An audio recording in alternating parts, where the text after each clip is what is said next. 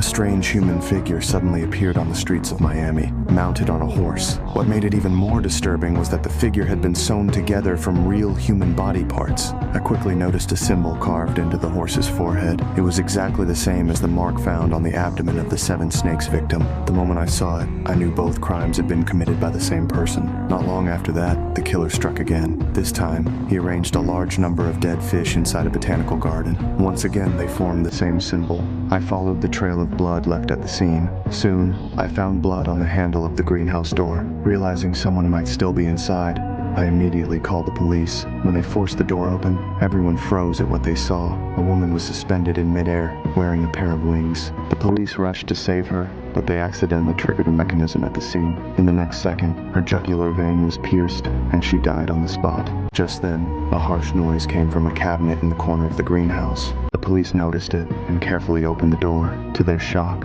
a swarm of locusts burst out. Within moments, the entire greenhouse was filled with them. To avoid the wave of insects, I had no choice but to step outside. It was at that moment that I noticed a young man at the scene. There was obvious joy on his face. He looked like someone admiring his own work. Afterward, the police analyzed the scene. In the end, they concluded that the killer was most likely recreating events from chapters 8 through 10 of the Book of Revelation. In their view, he was using these scenes to spread fear. So the police gave him a name, the Doomsday Killer. Back at the lab, I began examining the wings recovered from the scene. During the inspection, I unexpectedly found a patch on them. That kind of patch is usually seen in artifact restoration work. From that detail, I guessed the killer was skilled at restoration. Following that lead, I went to the Miami Museum. There, in an introductory video shown to visitors, I saw the same young man who had appeared at the crime scene that told me he had once worked there. I checked the museum's website, and that was when I finally learned his name. It was Travis Marshall. Strangely, he had no criminal record at all. He did not even have a parking violation, not a single ticket. But my instinct kept getting stronger.